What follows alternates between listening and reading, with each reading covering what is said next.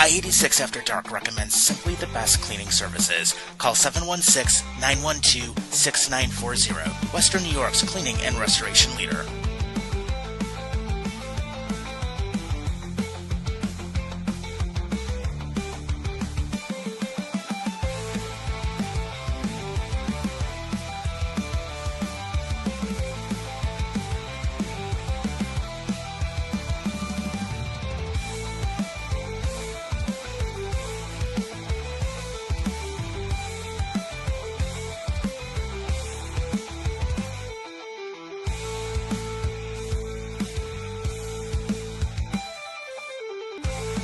From Buffalo to Long Island, this is I-86 After Dark. Good evening, everybody. Welcome to I-86 After Dark, and thank you for watching tonight. And today is November 5th, 2025, and I am here with my co-host, Mr. Damien Mike Rat. How are you doing tonight? I'm doing good, Bobby. It's been a long week, but, we're here. Yeah, pretty much. But I mean, yesterday we did an interview, which we're not going to spoil because we'll announce that in like a couple of months. But let's just say the guest that we had was, how do we say it? Quite energetic. Energetic, full of moxie. Anyway, he was funny. Like, we had a great time. So I think people are really going to enjoy that interview. Absolutely. So before I forget, we do have an announcement for an interview coming up later on the show, and we'll do our regular 3 guesses like we normally would.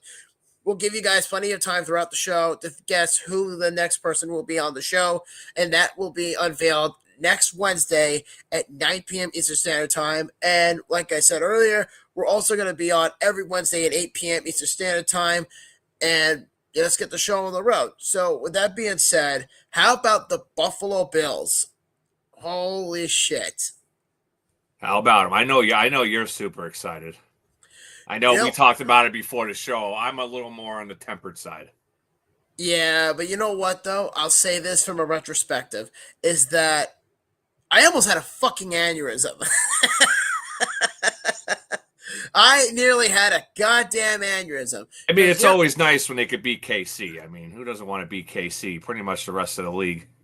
Well, yeah, they're the new Patriots at this point. So it's almost hard to, root against them. You know what I mean? Like in the first year when they won that first Super Bowl against the 49ers a couple of years ago, not the second one, but in 2020, everyone was like, all right, cool, it's Kansas City, congrats to you guys, whatever, enjoy it. But then over time, it became more cocky and arrogant and so on and so forth. And then after a while, it got tiresome and games were being rigged in favor of Kansas City. Last year's Super Bowl. I think people are starting to acknowledge that Kansas City might be on the fraud watch this year. Yeah, but just jumping on what you said, how games were rigged for Kansas City, much like the Patriots. They got so much luck. I'll say luck, but instead of rigged. But you got to look at the last couple years with the Bills and KC. I mean, there's been 2 major rule changes in the league. First, it was the overtime. Josh Allen, when they went to that overtime, didn't even get to touch the ball. So then they go and change the rule that both teams have to touch the ball at least once. Right. So we had that. Then last year, they get the first down. Obviously got the first down by more than a yard, maybe a yard and a half. Referees say no. So now they're like, oh, well, now we're going to go to measuring electronically next year for the first down. But then these KC fans have the fucking audacity to complain when that ball was tipped at the line and Mahomes gets that intentional grounding. I'm like, just shut up. Just shut up. Yeah, really. And we actually have some comments coming in from around the ropes with John and Jeff. John, what's going on, guy? We miss you. We would love for you to come back on the show at some point. I know you've been kind of busy lately, but we know you'll be back soon enough. And then another one came in from all over Jay. He said, what's going on? Great day with Buffalo Bob. Rock on, brother. Thanks for watching the show. We truly appreciate it. It means the world to us. Go win. Yeah. And then Lawrence said, but we lost a defensive end that just came back from suspension that tore his ACL. Well, it was his Achilles. Plus Bosa and Cook are hurt. Well, okay. Michael Hoyt tore his Achilles. Cook, I don't think is going to be out long term, and neither is Bosa. But I get why people are freaking the fuck out because of the idea that so many people are like, oh, the Bills have the worst luck against with all these injuries. But we're going to get to the Bills a little bit later on at the moment. But to your point, Damian, I do agree with you that Chiefs fans have really become toxic and entitled about the whole, intentional grounding thing. It's like, just shut the fuck up because all these people do is just whine and bitch. But when they have the audacity, what you were saying is to complain about the intentional grounding penalty. I'm like, you get away with holding calls all the goddamn time. Mm-hmm.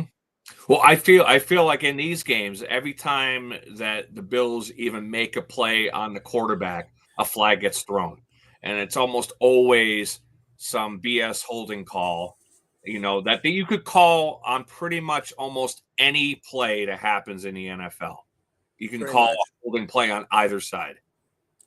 Absolutely. And Jay even commented saying, can we talk about how the refs are calling on that bullshit touchdown, what they called for Josh Allen? You mean the bobsled rule? Because I'm pretty sure that what they did was legal. I'm pretty sure. But Kansas City, though, they've just become cancerous as of late. So I think with the record that they currently have in the moment, arrogantly so, has put them in the place that where everyone's like, you need to owe up to it. You've been competitive for 5 to 6 years now. You need to take a step back for a couple of years and then retool. That's at least how people should look at it.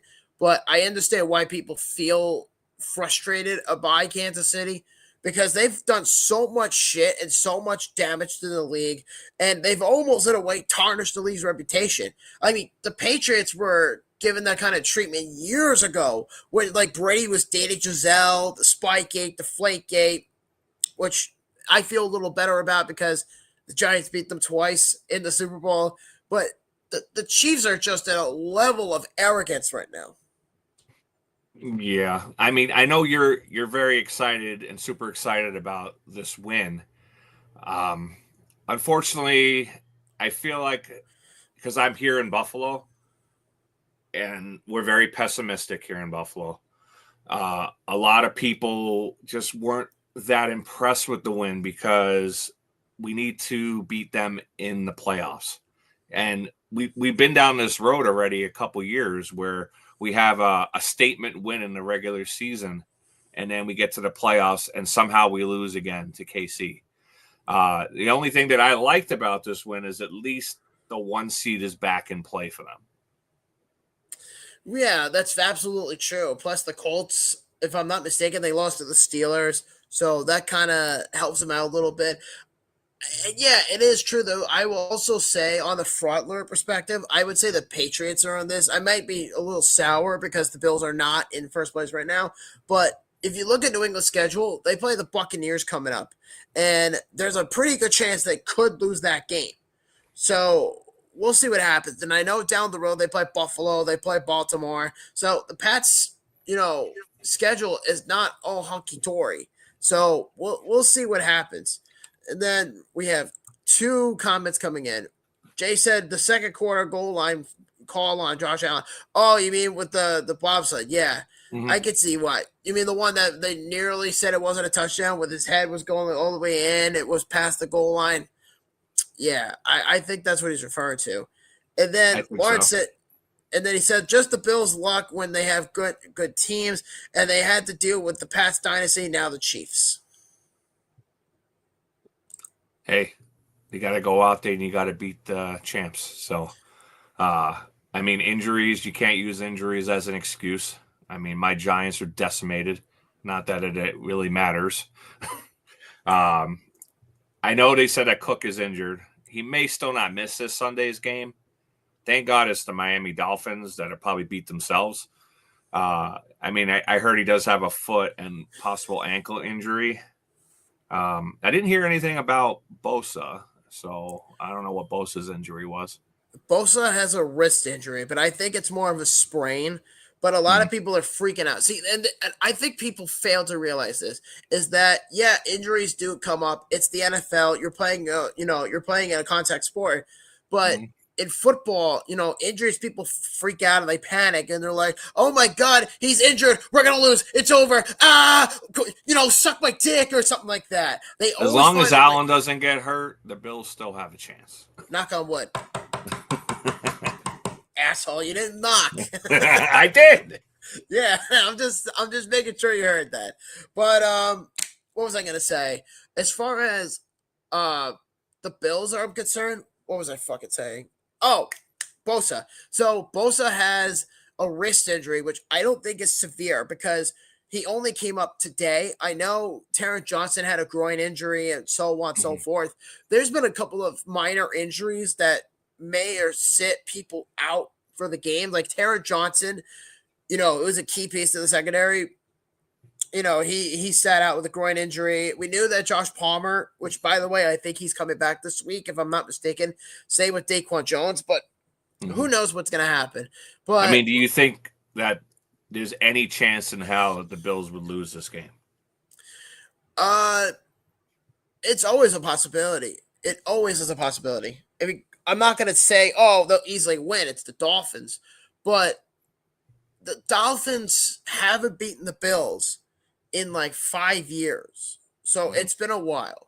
But I'm not going to sit here and pretend that Miami is a juggernaut because they're really not. And they're kind of dismantled on their own in a way. Like Tua had a really good game a few weeks ago against the Falcons. So I'm not going to take that away from Tua. But as far as, the Dolphins, they have talent like Jalen Waddle, Devin A-Chain, and all those guys. They have the weapons. But Mike McDaniel is such a, cop-out coach. It's just insane. But they have the talent. Tyreek Hill, if you remember, he broke his leg. He's out for the year. And they also had, recently they just traded Jalen Phillips to the Philadelphia Eagles, which we're going to get to in a little bit. So realistically, Miami's got problems. But we'll see what they do against Buffalo. But I'm not going to say, oh, sit those guys out, and just because it's Dolphins. That's such a cop-out answer, in my opinion. Well, we got a couple comments here. One from Ed. Cook is fine. He got taped up and was back in the field going hard. Doesn't surprise me. I heard he missed practice today. Was he back at practice?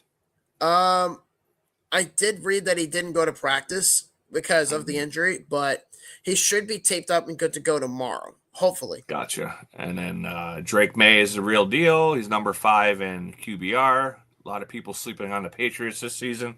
Sleeper team. I don't think anybody's sleeping on the Patriots anymore. I think they really were at the beginning of the season, me included. But they've proven that they're a force to be reckoned with so far this season. A force to be reckoned with. Okay. Well, let's take a look at that, shall we? So let me see. Let me see for a second. You really want to go? Well, they have the same exact schedule pretty much as Buffalo. No, they don't. Yes, they do. No, they don't. Not even yes, close. They do. Yeah. Okay. Let me put it to you this way. I'm so scared of the fucking Patriots that they beat they lost to the Steelers. They blew out the Panthers. That's so scary. You barely beat Buffalo, and then you blew out New Orleans. Congratulations. Oh, you also blew out Tennessee. Congratulations. Oh my God, the Browns. Oh my God, Cleveland is so fucking scary. And then, but they did beat your Bills, though. Yeah, they barely beat the Bills. And my guys, they almost lost to the fucking Falcons. Think about that. We got another comment here about your other favorite team. From Jay. Buffalo Bob, your Panthers won. Where's your gear at? What Panthers? The Florida Panthers or the Carolina Panthers? Carolina Panthers. What you talking about, Willis? Hey, where's your popcorn bucket at? Oh, you mean that stupid thing? It's it's away in the box, with my other stuff. As soon as we get done with Pittsburgh, which, based on the stuff I bring back, because it's a guarantee I will. That's all going to go to the box, and it's going to be put in a storage room, and then my son's going to be here in March, and then right now I'm just making arrangements and whatnot. So it's a testament. But realistically, just based on that schedule, am I really terrified of New England? No, because to me, the only team they really beat that I can say is legitimate was Buffalo. Okay, but that's the team they needed to beat. Well, do you remember when the Steelers went 11-0 and everyone said Pittsburgh was a force to be reckoned with, and they lost to the fucking Browns in the playoffs? I remember that. I'll give you Yeah. that. I'll give you that. The Dallas Cowboys were the same thing a few years ago. Well, Dallas is like that every year. Yeah, and then they lost to the Green Bay Packers at home in front of the whole country. So that's why I always say, okay, the Patriots, they have a good record on paper, but can they perform in the playoffs? I mean, the last time the Patriots were in the playoffs was fucking Mac Jones. That was when Mac Jones was on the Patriots. Let's see. Well, I was at the game when Buffalo didn't even punt the ball once. Oh, really? Opening round against Patriots. Yeah. Wow, that's a hell of a memory, man. Yeah, it was crazy. That's a hell of a memory. I wish I was there. If they lose to the Bucs, this is from Jay, by the way. If they lose to the Bucs, they can make it up with a win over the Jets on Thursday. The fucking Jets. Yeah. The fucking Jets. Okay, the same Jets team that barely beat the Bengals. Well, I mean, the Jets just had a fire sale, which I know Buffalo reached out to the Jets and were inquiring about some of their players, but the Jets came back and said they refused to trade within the AFC East. So they didn't want to do anything with Buffalo because Buffalo had over $3 million in cap space to use at the deadline to upgrade some pieces, and they chose to stand pat. Yeah, but as far as that goes, we'll get to that in a second. But in general, my general perception is I think the Bills' win over the Chiefs was a huge statement to the league. And that's also going to make Kansas City's season into a carousel. And when you have the same record as the Carolina Panthers, that's a serious problem. At least that's how I look at it. Your second favorite team down there. Fucking Charlotte. Well, let me ask about the Giants. How do you feel about Sunday's game against the Niners? Pretty much went the way I thought it was going to go. It ended up being close at the end, but were they ever really in it? No. They were never in that game. Yeah, no, the Niners, they're banked up, but I feel like there's controversy in San Francisco, and it's at the quarterback position because Mac Jones is fighting like God right now, and then Brock Purdy's hurt, and they're still out, sidelining him. I think they're going to ride with Mac Jones for the rest of the season. I have this feeling. Oh, but before we move to the Giants, there's a bunch of comments here. From Larry, Colts are going to be number 1 seed to trade for the Jets cornerback, which was Sauce Gardner, and our very dangerous team with Taylor. We're going to get to that because I actually have something to say about that. And then Jay said, fire sale. Yeah. And then back to Larry. He said, more scared of the Colts than the Patriots. I would be too if Daniel Jones was my quarterback. I mean, there's a difference between Daniel Jones, regular season Daniel Jones, and playoff Daniel Jones. Granted, he didn't really play that many playoff games yet, but we'll see how he plays in the playoffs this year. Absolutely. Jay said the Colts had the money, guys. I'm surprised at that. Well, like I said, we'll get to the Colts in a little bit. And he also said Jim's daughter is making a fucking statement. By what? Just being on the sideline with the headphones? We'll see. She's making moves, dude. Yeah. And then Ed Blazek said Dart looking good so far. Dart I think needs a supporting cast, but they're not going anywhere this year. Yeah. He does. Like I said, Dart looked very solid. He ran for a TD. He threw for 2 more. This was the first game without Scatterbo. So they went back to Tracy, who was hot garbage again, and Devin Singletary, which we here in Buffalo know is trash also. So it looks like they're going to go with Tracy and Singletary the rest of the season. So basically they have no running game. How does that make you feel, Mr. Giants fan? I mean, I really don't care. Like I said, when we had that scenario back 3-4 weeks ago, when I said they have a possible play for first place, and I said I want to see how these next couple of games go, whether we're going to be buyers or sellers at the deadline. Turns out we weren't buyers or sellers. We just did nothing like the Bills did. So we didn't do anything. So, I mean, I was fine with that. I mean, because we were linked to Shaheed and Jacoby Myers. Neither one that I wanted. The only player I talked about the last couple weeks that I wanted was Waddle. And Miami's asking price was a first-round pick. Keep dreaming. The Giants' first-round pick is going to be high. It's probably going to be top 10 again. And you could draft a better receiver with that pick or go for something else. So I wouldn't have done a first for Waddle. No. Probably not. But, I think with that being said, let's discuss the trade deadline because there's a lot that happened, there's a lot that happened throughout the day yesterday, and I'm just saying to myself, holy shit. Let me tell you what happened in the first few hours of the day. I got up early. I did some errands because I was off of work because my job, it was closed for federal reasons. So I go, I go to my local town. I go and, go vote because that's my general duty as an American citizen. Go vote, do what I had to do. I come home, run some more errands, and then by 11 o'clock, I want to say 10:30 was where the chaos started. And that was the first one, I believe, was Jacoby Myers was traded to the Jacksonville Jaguars for a 4th and a 6th. And I said to myself, Jacksonville,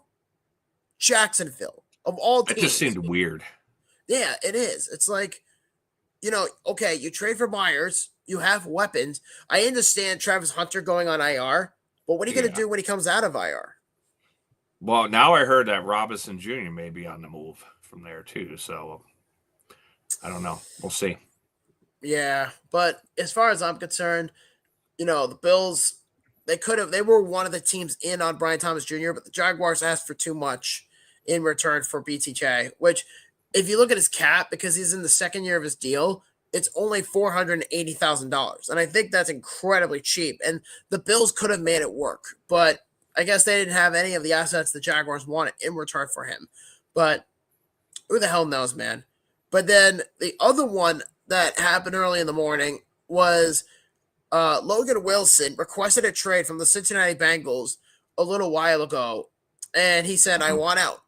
And the next thing you know, the night before the deadline, the Cowboys were playing on Monday Night Football against the Arizona Cardinals, and they got the shit kicked out of them. And, imagine losing to Jacoby Brissett of all people. And next thing you know, Jerry Jones goes on ESPN. He says, we have a trade, but we're not saying anything until tomorrow morning. And it turns out that tomorrow morning was Logan Wilson from the Bengals for a 7th. Mm-hmm. I mean, I would feel bad for Dallas Cowboys fans that they weren't such assholes. So I have no sympathy for them. And I look forward to not hearing "We Them Boys." So, especially come January. Mm-hmm. I was gonna say it's like everything transpired for them because it's like this is our year. And then I remember back in September or August, because we were just wrapping up, our off season at the time, a week before the season started. Micah Parsons got traded to the Cowboys, and he got traded to the Packers. Excuse me. Yeah, he got traded to Green Bay, and I said to myself, "Holy shit, the Cowboys just got worse." And they get Kenny Clark of all people. It's like Kenny Clark, all right, whatever, but it wasn't enough. And then all of a sudden, throughout the day, you find out you get Logan Wilson. Then you later find out you make another trade. But that one is with the Jets. And it turns out you traded for Quinnen Williams from the Jets, and you give up your own first-round pick, not the one you got from the Packers. And I'm just saying to myself, what the fuck are the Cowboys doing? I don't know. Like I said, Jerry Jones, he was a nice injection to that team when he bought it. But I think he's lost touch with where the NFL is nowadays. Well, yeah, I believe so. I think a good portion of the modern popularity would probably say Jerry Jones is out of touch. And we actually have a comment from Larry. He said, the Bills made a huge mistake not getting any defensive players or wide receivers. Defense will cause our demise this year or lack of passing games for Allen. Let me ask you a mathematical question, Larry. How much cap do the Bills actually have? I'm just asking a question. How much money do the Bills have right now? It was $3 million when I checked. Yeah, that's not saying a lot because prior to the restructure for Taron Johnson, the Bills only had $1.5 million in cap space. So what kind of money were they going to throw around? Are you just going to make a trade just for the sake of making a trade? No, that's fucking stupid. That's something Tim Murray did when he was the champ for the Sabres. I remember, just watching that happen. It's like first round pick for Robin Leonard, first round pick for Evander Kane, hire Dan Bilesma. Only stupid ass GMs make deals like that. That is fucking stupid. Because of the I just feel like the Bills waste money on bringing in all these secondary receivers every year, and they don't really use them, or they don't use them properly, and they just waste money that way. Plus, their drafting hasn't been that great in the last couple of years either. Yeah, no, it hasn't. But I think they have struck gold this year in particular. Getting guys like Deion Walker, who's been an absolute stud. Maxwell Harrison's been a stud, even though he's played 2 games.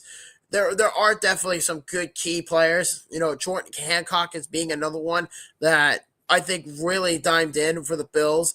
So they have some players, but the big one was Michael Hoysh, who got suspended for taking drugs and then comes back and he tore his Achilles. So it's like, fuck, we're not going to see him until September next season. So it's like he ended up playing 2 games. So that was another signing where they didn't really get much.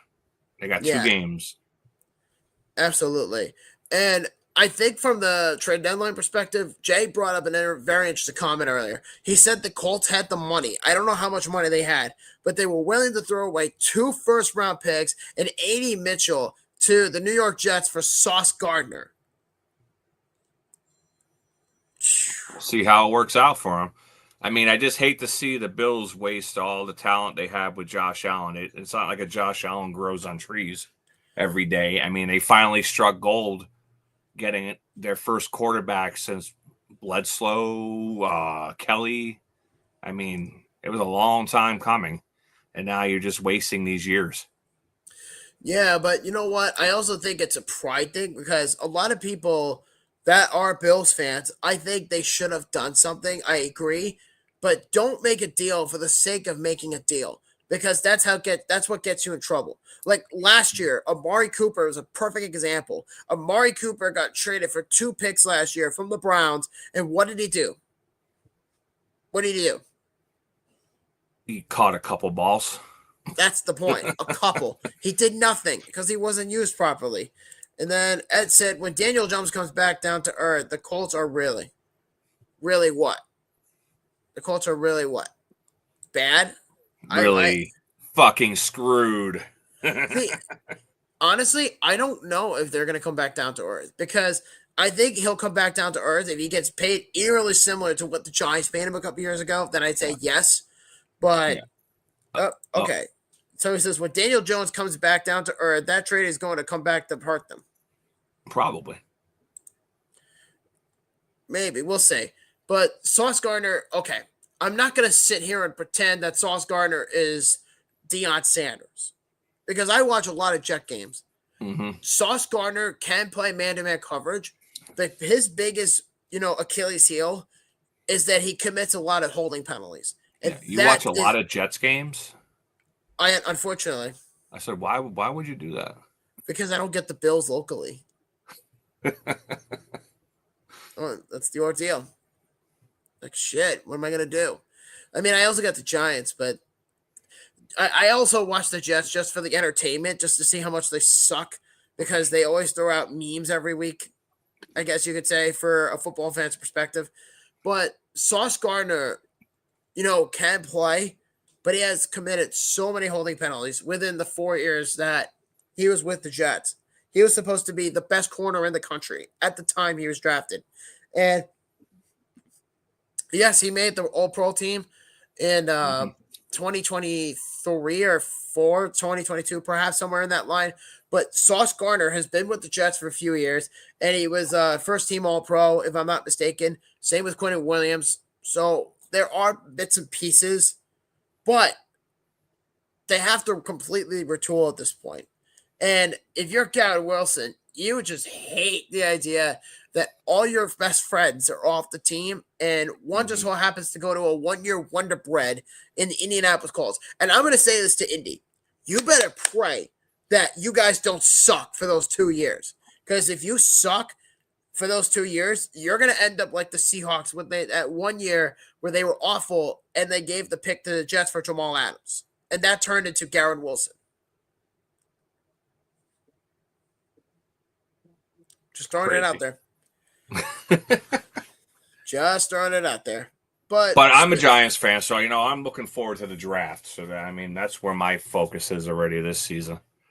We'll just get the rest of the season over, and we'll go to the draft. Yeah, that took a while, eh? Yeah. Hey, we got a little further this year than previous years. Yeah, it was fun for a little bit there. A little bit, just an eeny beeny bit. Yeah, but it could be good for the future. Who knows? We'll see. Like I said, it would have been nice to get some weapons for Dart and see where he's at. I guess we're going to see where he's at without those weapons. Just pray to God that, knock on wood again, he doesn't get hurt. You better hope that he doesn't get hurt now that you said that. Like, fuck, dude. But if there's one team I do want to give credit to, because they really reloaded up, is the Philadelphia Eagles. They went bananas this year, getting Jalen Phillips, getting Michael Carter from the Jets, and then there was another one, Jair Alexander from the Baltimore Ravens. So the Eagles are really loading up. And I think from you, it pisses you off to the point where they're already loaded. Yeah, they're not as good as they were last year, but the Eagles somehow always find a way to fuck everyone else and maneuver the cap the way they want it, just so that they can go out and get the best player available. Well, the NFC East is looking like a mess now. It's Eagles and nobody. Dallas isn't doing anything. Jaden Daniels went down with a gruesome arm injury. And then there's the Giants. So, yeah. It's the Eagles division, so. Yeah, and for anybody in the comment section that's bitching that the Bills didn't try to do anything, there was a couple of reports the other day that came out about Calvin Ridley. The Bills were interested, but the Titans asked for too much. The same thing with Washington was they were talking to the Commanders the other day about Deebo Samuel. That did not work out either. Because again, that would have been a nice pickup, but how would they have fit him at all? That's a great question because I don't see a vision of him being like a slot receiver because you already have Khalil Shakir. I would have seen him as like a number 2 receiver, maybe a number 3 receiver that could play outside, on a slant route. That's how I would have looked at it. But the other issue is that Deebo is also like Gabe Davis. He has stones for hands. He can't catch for shit. Oh, yeah. And Larry said here, Von Miller, too. Yeah, Von Miller was another one that okay. Yeah, because they could have got him on the cheap for like $1 million, I think.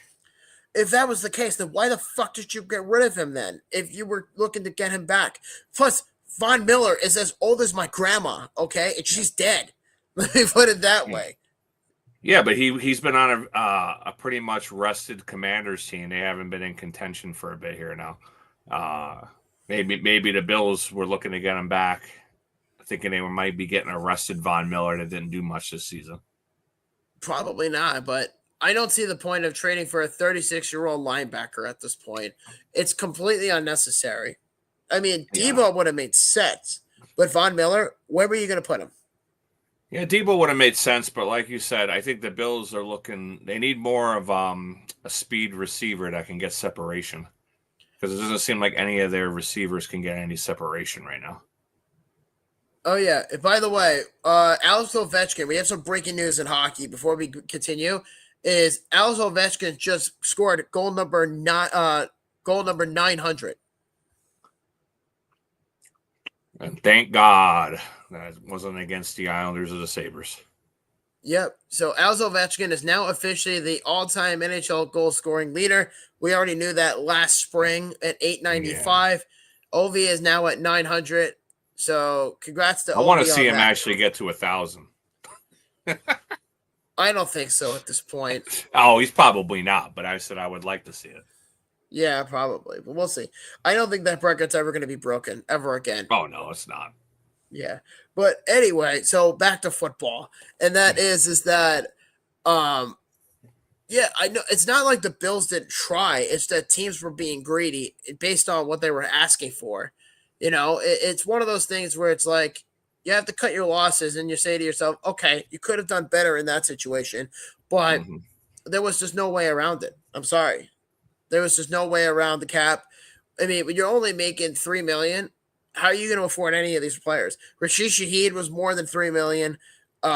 Jacoby Myers was more than $3 million. There was just no way around that, unless you were somehow able to willingly move like Curtis Samuel or something like that. Yeah, it's not like baseball where you could just defer the money until you retire and move back to Japan.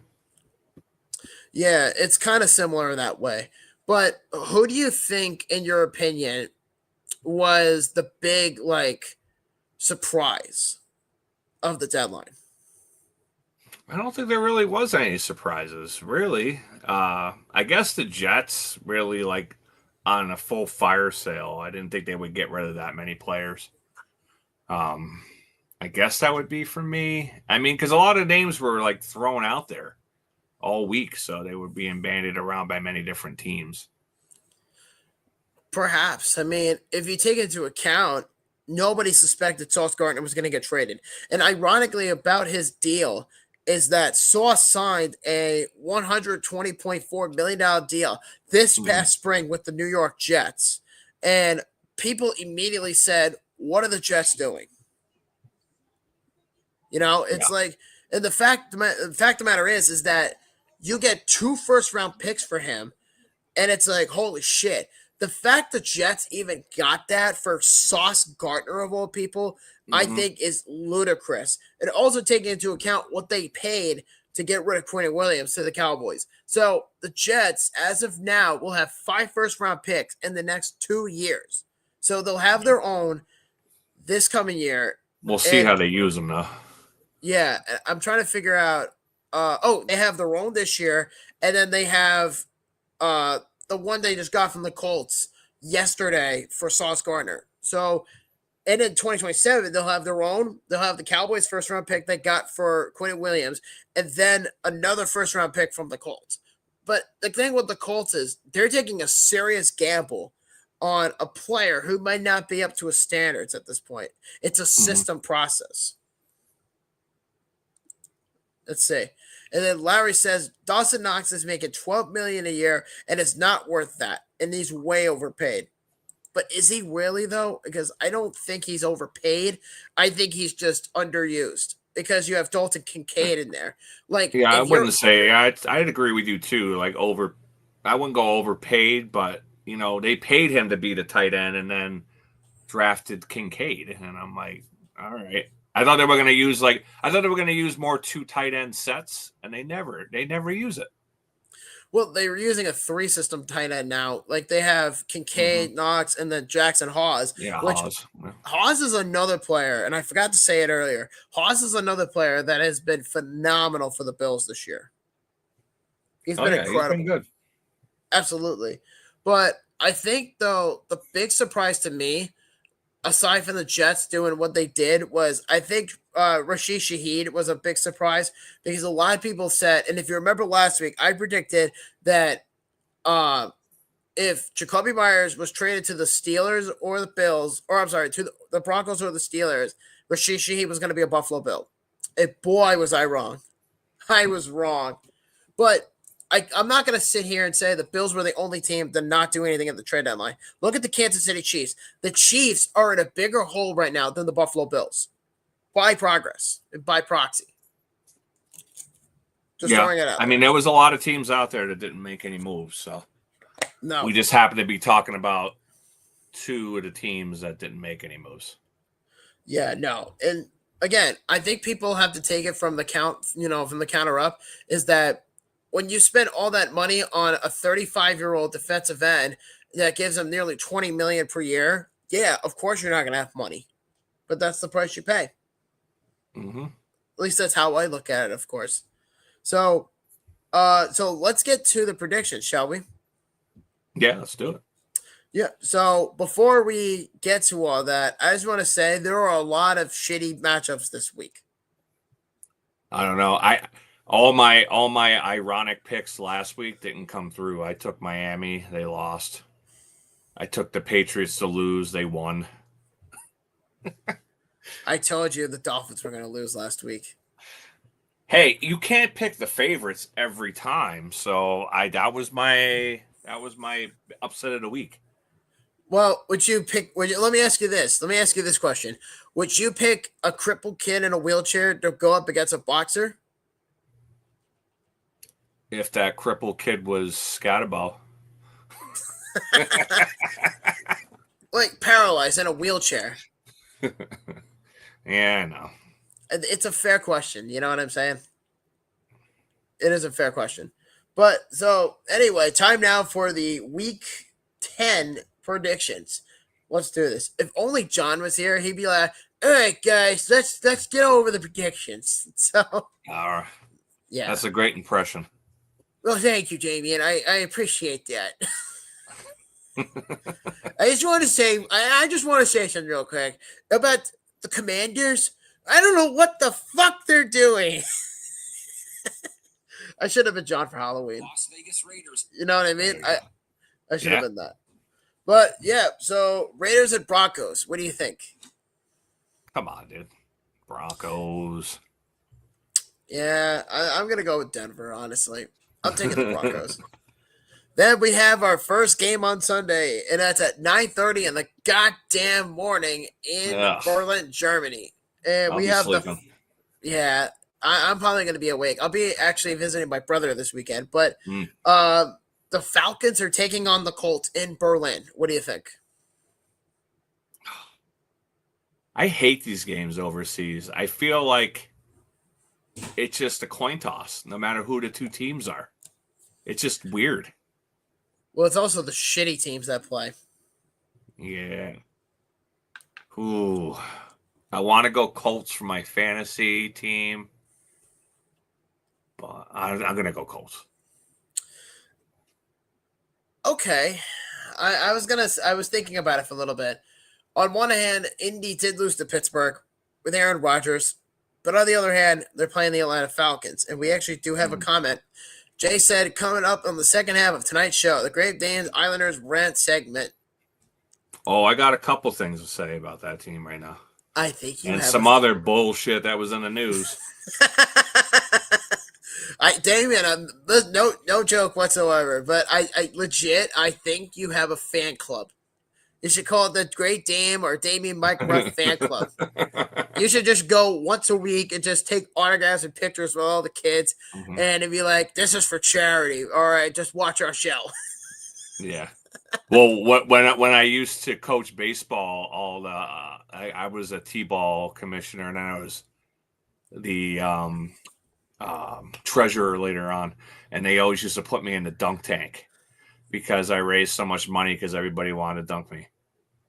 I think that's a fair point, honestly, if you were to make a valid argument. Yeah, just go. Go like that. Yeah.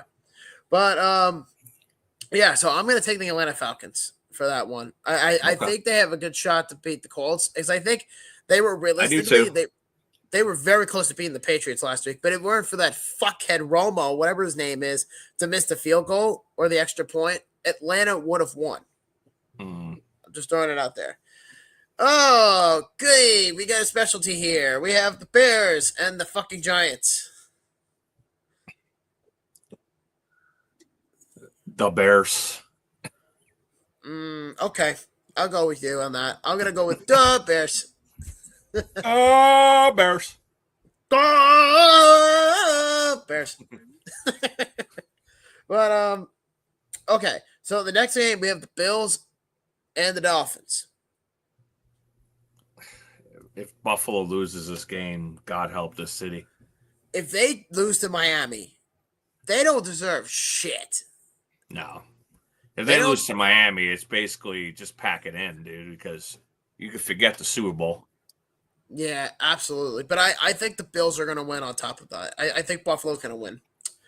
And then we have the Browns and the Jets. Let's see. The Jets got rid of half of their team and will probably still beat the Browns. Probably. But I'm going to put my money on the Jets with this one. What do you think? Yeah, I'm going Jets. Okay, Jets. Then we have the Panthers and the Saints. I'm going to go with the Panthers. Yeah, I like the Panthers. They're starting to get a little bit on a roll there. Yeah, I think so. Ever since Bobby brought the magic down to Charlotte. Look, it wasn't my fault. I just went there for one day, okay? I didn't stay in Charlotte. I didn't really say anything. I stayed in Raleigh. But okay. So the next one is another shit show. We have the Jaguars and the Texans minus CJ Stroud. Damn, who's their backup? Davis Mills. Oh, Jesus. Wow. Yeah. They're going with the fucking giraffe. Whew. I think I'm gonna go Jacksonville. I agree. I'm going Jacksonville. And then we have the Baltimore Ravens and the Minnesota Vikings. I feel like the Ravens haven't really beat anybody that's decent this year. Well, Minnesota just seems to shoot themselves in the foot every week. They usually do, but they did beat the Lions recently. They did. Ooh, I'm gonna go Minnesota. Yeah, honestly, I agree with this one. I'm gonna go with Minnesota also. And we have a comment from Jay, my number one fan. He says Buffalo Bob was laughing when I mentioned the Patriots will get a win over the Jets, and he picks the Jets. Well, they don't play each other this week. Yeah, not this week. No, that's the following week, my guy. Not this week. But but yeah, no, I'm taking Minnesota. Then we have the Patriots and the Buccaneers. Ooh, that should be a good one. Yeah, I can't. But I think the Patriots finally go down this week. You know what? I agree. I think Tampa Bay has a little more experience from the playoffs than New England. They know how to prep well and they know how to do all that jazz. So give me the Tampa Bay Buccaneers. Yeah, plus Tampa Bay is coming off the bye. They just had their bye, so they've had 2 weeks to prepare for this. Yeah, can I just mention real quick that Emeka Ibuka is a fucking amazing wide receiver. Yeah, I don't know how they do it. They it's just crazy. I don't know what they do down there, but it's like they just keep getting amazing receiver after amazing receiver. Absolutely. Mike Evans, Chris Godwin, Emeka Ibuka.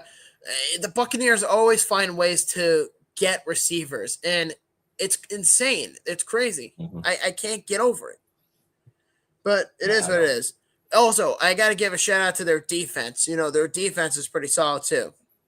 Mm-hmm. So, mad props to the defense. So, give me the Tampa Bay Buccaneers. Same. Yep. And then we have the Cardinals and the Seahawks. Ugh. Washington Commanders. Yeah. So I'll go Seahawks. You're going Seahawks? Yeah, the Cardinals are just a mess. Yeah, I know. Well, they're not a complete mess. I mean, Kyler Murray did get put on IR, so they should be a little better. Plus, they beat the Cowboys recently. That means absolutely nothing to me. It's Cowboys. Yeah, fuck it. I'm going with Seattle then. Then we have the Rams and the 49ers. That should be an interesting matchup. It's tough. That is a tough one. That's almost a toss-up to me. I'm going to go 49ers. Okay. I'm going to go with the Rams. All right, so we have our first split of the evening. Woo. Yeah. And this one is no contest. The Lions and the Commanders. Give me Detroit. Yeah. Yeah, that is no contest. Who's going to be quarterback for them now? For who? For the Commanders. Marcus Mariota. Poor bastards. And then Sunday Night Football, we have the Steelers and the Chargers. What do you think? I'm taking the Chargers. I'm going to take the Steelers. I don't know why. I feel like the magic of Steelers football is inevitable, and their bullshit's going to thrive. So the Chargers always seem to blow these big games, but I'm still going to take them. Yeah, I'm taking the Steelers. And finally, on Monday Night Football, we have the Eagles and the Packers in Green Bay. In Green Bay. I don't know. I still think I got to go with the Eagles on this one, even though it's in Green Bay. Like you said, all the upgrades that they made. I don't know. I'm going to go to Eagles. Yeah, I don't know. We'll see. I think the Packers are a lot better than people say. I mean, okay. They lost to the Carolina Panthers. I get it. But they'll bounce back. But I'm taking the Eagles. I have this very gut feeling that Green Bay is going to lose that game to Philly. So that's pretty much that. So time now for our podcast guest announcement. And you guys are going to get 3 chances to guess who this guest is going to be, and we'll announce it at the end of the show. So guest number 1 is that he won the Hobie Baker. I'm sorry, not the Hobie Baker. That's on me. He won the Foster Hewitt Award in 1990. Okay, that's guest number 1. Guest number 2 is that he was the original, the OG play-by-play for the Los Angeles Kings. And then he transferred over to the New York Islanders. And finally, as well, he's been with the team for over 50 years at this point. And he still does games from time to time on certain days. So that is a pretty big hint, what I just said. And he is not an athlete. So that's your another guess. So how do you know he's not an athlete? I have no idea. But yeah, no. So we'll announce who that is in the end of the show. So once again, if you haven't figured it out yet, he was the original OG play-by-play for the LA Kings in the 60s. He won the Foster Hewitt Award in 1990, and he was with the New York Islanders for 5 decades. Yeah. So those are your 3 guesses of who the next guest is going to be. And Jay said, I definitely need to check out Charger Stadium. Have you guys ever been there? Buffalo Bob with his Jets. Fuck the Jets. And no, I have not been to SoFi yet. Although I would have to, dip there twice. One for the Chargers and one for the Rams. I'd have to do both at one point in the future. That's just how this works, So I guess with that being said, we're going to take a quick commercial break and we'll be right back with hockey. So stick around with for our sponsor for this episode. With that being said, we'll be right back after these messages. Stick around for the rants. This episode of I-86 After Dark is brought to you by the Long Island Bills backers. If you're a Buffalo Bills fan living on Long Island, there's only one place to be on game day. Instant Replay in Huntington Station, New York, with 56 TVs, 4 pool tables, and an atmosphere that feels just like Orchard Park. You'll never miss a snap. Grab one of their delicious burgers, sink your teeth into their award-winning wings, or try their stacked sandwiches. There's something for everyone. So join the Long Island Bills backers this season and be part of the biggest Bills family on the island. Check out their Facebook group or just scan the QR code in our show notes to get connected. Go Bills! Welcome back to I-86 After Dark, everybody. And if you join us for the first half, we appreciate that very much so. And now we are shifting our gears from football to hockey. And I know Damien's got a lot to say coming up on this segment. Oh, yeah. I mean, the Islanders had a up and down week this week. They had, after we taped last week, they had the blowout loss to Carolina. Then they had a great game and beat the Capitals. Then they had an amazing comeback against the Columbus Blue Jackets. And then they decided to shit the bed again against the Bruins. I feel like they never beat the Bruins, except for like the last playoff series. Somehow, we just can't seem to beat this team. I don't get it. Usually it's in the worst way possible, either in overtime or in the shootout. Yeah. I mean, like I said, all of these games were so unique this week because the 6-2 blowout loss to Carolina, we found out right before the game that Barzal was late for a team meeting or a team practice. He missed a bus or something, and he was going to be suspended for 1 game. And, of course, it had to come against this pain in the ass Carolina Hurricanes team, who, like I told you, I hate the team, I hate the coach, I hate the fans, I hate their Twitter. Everything about them is just annoying as hell. Tell us how you really feel. I know. Yeah.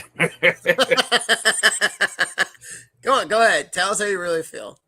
But I mean, I've been down to a couple. Like, I know you just went down there recently. I've been down to a couple games because I was in Carolina when they were playing at NC State before they got their new arena. And then I've been down there since they built the new arena. It's great for tailgating outside the arena. It's real nice. We went down there and we tailgated with the Islanders meetup crews down there. But it just seems like they never, ever, ever win down there, even in the playoffs. They just can't beat them in general. Hell, they've been so shit even when they went in 2016, or it might have been 2019, if I'm not mistaken, Damien, when they played the Hurricanes and they got swept. I think that was when they split the regulars. No, I'm not sorry. This is when they split the games in the playoffs, where first round against Pittsburgh was at the Coliseum, and I was at the Coliseum, yeah, and they swept Pittsburgh, and everybody was all excited, and then they're like, oh, now we're moving the second round to Barclays in Brooklyn. And then we turn around and get swept by Carolina. Yeah, no, that whole ordeal, I think they should have never have went back to Brooklyn in the first place, because they were being exercised out of there from that shithole stadium. And I've been to the Barclays Center. It is a fucking dump, and it's not designed for hockey. I went and saw a game there too, and it was actually the first game that was there. And they had over a year and a half to get ready for the Islanders coming there. And they didn't do anything. Nothing. No. Ownership didn't care either. And I'm pretty sure the owners owned the Brooklyn Nets at that time. I think it was Mikhail Bakarov, or I don't know basketball. It was a big Russian dude who owned the Brooklyn Nets at the time. Yep. But, you know, we knew we were going to lose to Carolina. And then we knew we were probably going to get blown out without Barzal out there, and that's exactly what happened. So shocking, 6-2 loss. It was not shocking at all. No. But then we go to the next game against the Capitals, and I know we just discussed about him scoring his 900th finally, but in this game, Alex Ovechkin's sitting at 899. So you're thinking, here it comes again. He's going to get number 900 against us, just like he got his when he broke Gretzky's record to get 895, did it against us last year. But Sorokin in that game stands on his head, and they get a 3-1 win in that game. Yes. But we actually have a comment. And Damien, this one's for you. Jay wants to know, Dave, what happened in overtime last night? Oh, we're getting there. So after the Caps game, now we go to the Blue Jackets. Okay, first period, absolutely dominate the Blue Jackets. We outshoot them 18-3, but only have a 1-0 lead after the first period. That 1-0 lead gets carried all the way to the third period because the Islanders don't play 60 minutes. They play 20 minutes here, 20 minutes there. So it was 1-0 still. And then the Blue Jackets get 2 quick goals in the third period, and all of a sudden the Islanders are losing 2-1 after dominating most of the game. And here comes our hero, our savior, our God this year, Matthew Schaefer. Oh, yeah. Gets the game-tying goal, and then miraculously, I think it was a little over a minute later, Anders Lee gets one off the post, sneaks in behind the goalie, and Holmstrom taps it in. Yeah, Simon Holmstrom. Yeah, and we amazingly sneak out of there with a 3-2 win. Amazingly enough. Yeah, that was amazing. So now here come the Bruins again for the next game. And we just lost to them last week, 5-2. After being up 2-0 in that game, we lose to them 5-2. So let's have a same amazing start that we had in Columbus when we outshot them 18-3. So what happens in this game? We don't get our first shot until 15 minutes into the game. It's unbelievable. We were still up 1-0 in that game, 2-1 in that game, 3-2 in that game, before finally losing in the shootout. Surprisingly, we lost in the shootout. And I'm being sarcastic again. Because in our last 19 shootout appearances, we've lost 15 of those 19. You know, I feel like the shootout in general, like, you know how, like, everybody has their own weakness. Dracula is weakened by the, like, onions and all that shit. And then Superman is weakened by kryptonite. The shootout is the Islanders' weakness. And it's been like that for years with Sorokin. Yeah, ever since Franz Nielsen left. He had the Danish backhanded death. Yes, he did. And then when I was pretty much when the shootouts first came out in the NHL, and we were one of the better teams. So I guess most Islander fans were loving the shootout. Me, I'm an old school hockey fan, so I hate the shootout, period. I hated when we were losing and winning the shootouts, and I really hate them now that we can never win a shootout. Yeah, hold on 1 second. Can the Islanders please call Colton Ellis or Devin Levi? No. No, that's not going to happen. The Sabres. Devin Levi requested a trade. Yes, Levi requested a trade, but they just got Colton Ellis off the penny market like 2 weeks ago. So that's not happening. Again, the Islanders are not going to trade for Levi. As much as I would love for that to happen, Ellis would fit perfectly in that system. Yeah, with what money? You still got to pay Sorokin. But what system are we talking about? Because the Islanders lead the league in high danger chances against. Yeah, you could blame Sorokin this season. He hasn't been great. But the Islanders' defense is just horrible besides Schaefer right now. Yeah, and it's funny because Schaefer, I think, deserves a lot of credibility here. Because I remember I was talking to a friend of mine. And I think, and you probably know who I'm going with this one. Our buddy Brush Keeley. He's like the biggest Islander advocate, who's also a major pain in the ass. And if he's listening, dude, I am telling you to right to your face that state law. Yeah, state law, exactly, state law. But no, legit. So he was saying to me in June when the Islanders got the first overall pick, he actually came on the show before we rebranded from Buffalo After Dark to I-86. And he was a candidate for a podcast spot. Like, then you took the job, and then John Blaine as well. Yeah. So before all that happened, he came on the show with me and Tom, our buddy Tom Wojak, and he was on a rant at fucking IHOP because he works there. And he's like, hey, guys, I just want to let you know the Islanders are going to do something crazy.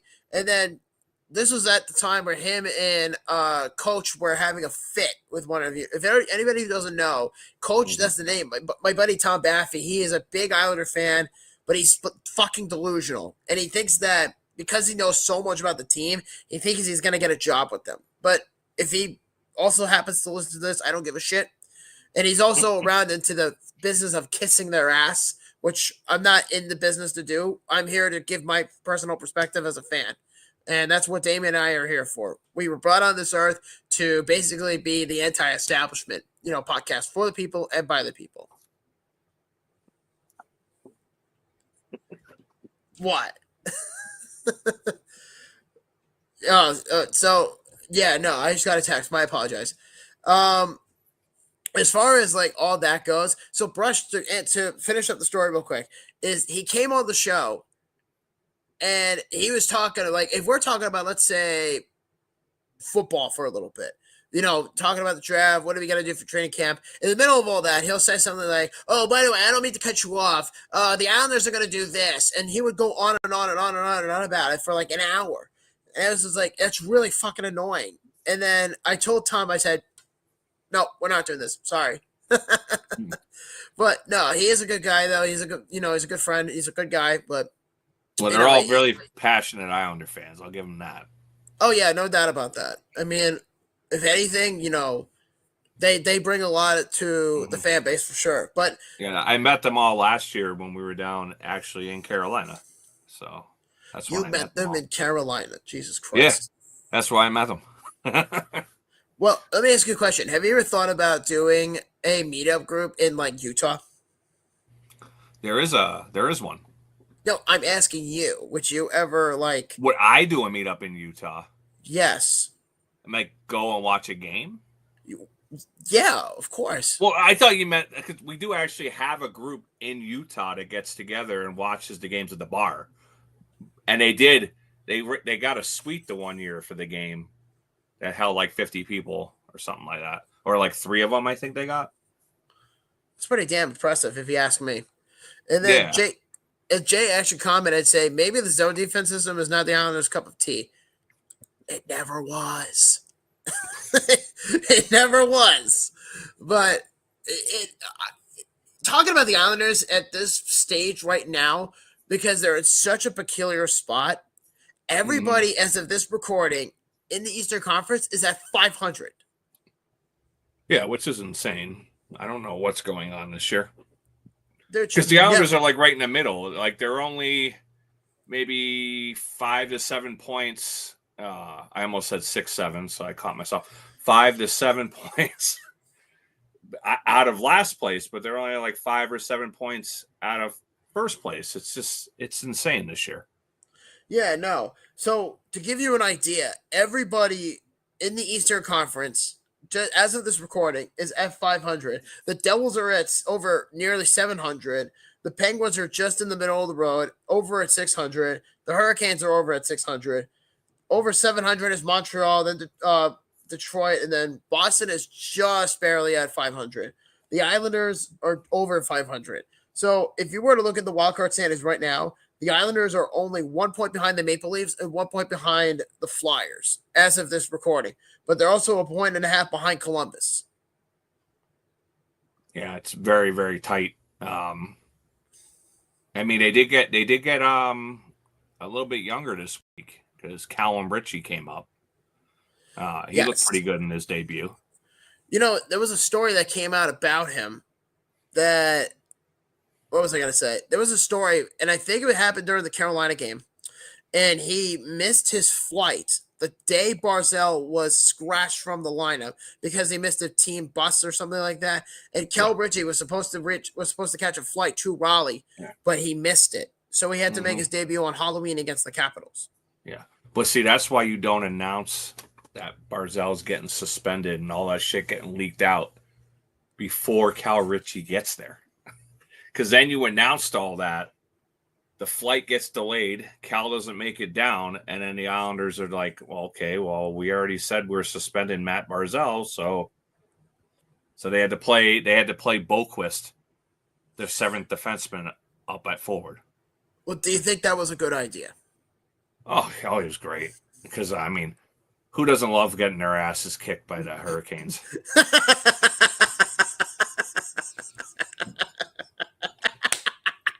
It's like the worst shit. I fucking hate it.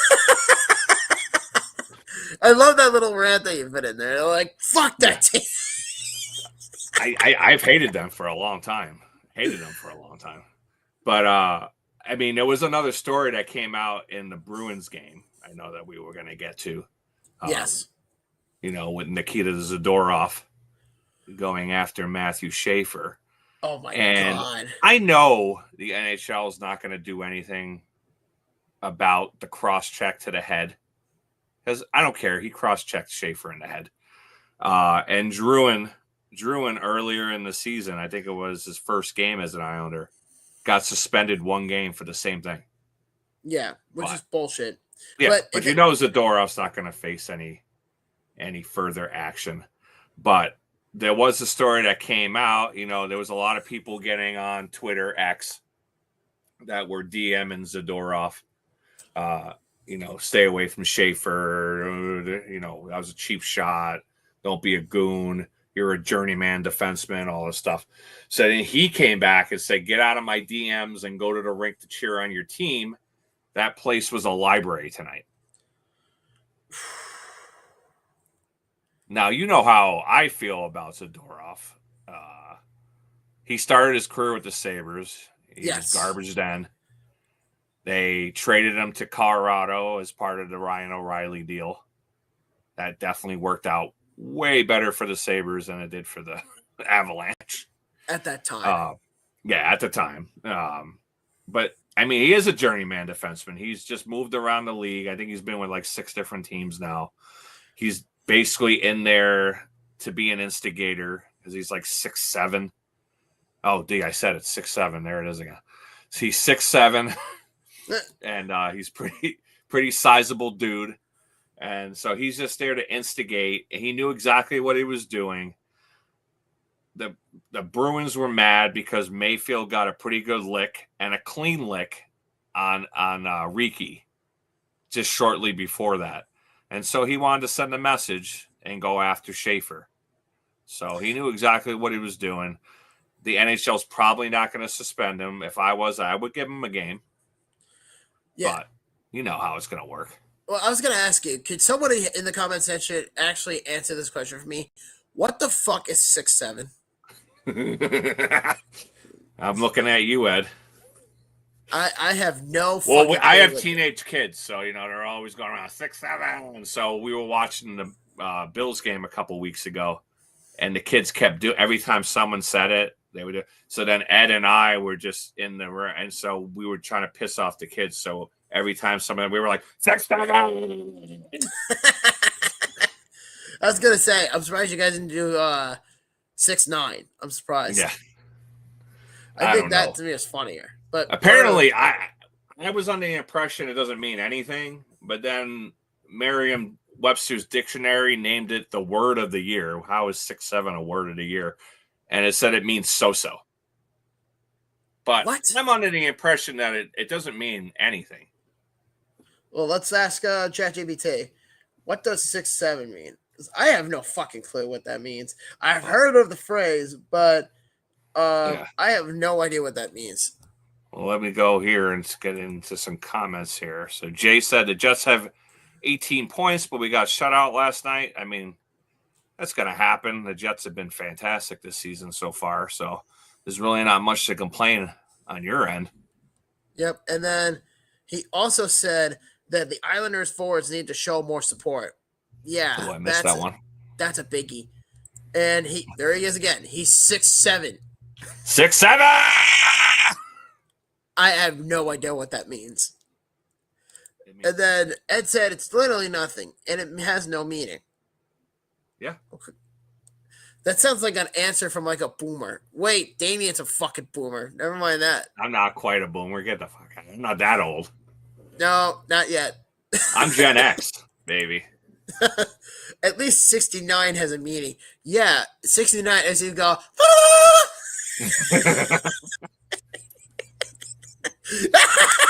Jesus. That I was not expecting. Yeah, I know. Good thing I wasn't drinking my water, then I might have spit that shit out. Yeah. So, but we were talking about like how, it was great to see all the Islanders after Zadorov hit them. They all jumped Zadorov, which was great to see. But all the talk is going around whether the Islanders need to get an enforcer because they don't really have an enforcer right now. They're going with Anders Lee, it's strong. He's not really a fighter, but you don't want to see him dropping gloves. And Mayfield, who is Schaefer's D partner. So if he drops the gloves, then Schaefer's regular D partner is gone for 5 minutes. So you don't want to see that either. So, I mean, rumors out there they should go after Ryan Reeves from St. Louis. It's like, do we really want Ryan Reeves? What has he done for the last couple of years? To be fair, Ryan Reeves has been doing a lot more than he should have been doing. I mean, he's in San Jose protecting the shit out of Matt Labrini. That's his job. Yeah. I mean, I was looking at possible people that would be available, and there's really not much out there. A name that I saw that was interesting, but I doubt Anaheim would want to part with him, was Ross the Boss Johnson. I don't know about that one. I don't even see him back. Well, yeah, but he hasn't been on the team in 5 years? A little less than that, but yeah, it's been a while. Yeah, no. I mean, I don't think Anaheim's got off to a pretty decent start too, so I don't see them wanting to part ways with him either. So no. and the Islanders really don't have anybody in the farm system that's ready to come up and play that role either. Well, I feel like enforcers are dying in the NHL. I mean, I would love Matt Rempe because I think he's going to be the beacon of light for that category in the NHL, and hockey You will said bring you back. love him? What? Did you say you love him? No, I said. Oh, you said you love Matt Rempe. I was like, what? No. That's not even close to what I said. I misheard. I was like, what? No, I was pointing at what I said is Matt Rempe is going to be the beacon of light for the NHL to bring back fighting. That was what I don't want to see that anyway. I mean, I did like fighting, don't get me wrong, but I mean, you really need, I mean, I hate to say it, but you really need somebody like Tom Wilson. If I can hate that dude, but I mean, guy can put it in the net, he can play.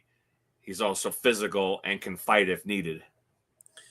Well, I was going to say, what about like, not for nothing, but what I was going to say was like Brent Burns, but the Avalanche just got him and they're not interested in trading him. No. I mean, if we're going there, I'd like Gudas too, but I mean, he's the captain of Anaheim, so I don't think they're trading him either. What about Chris Kreider? What about him?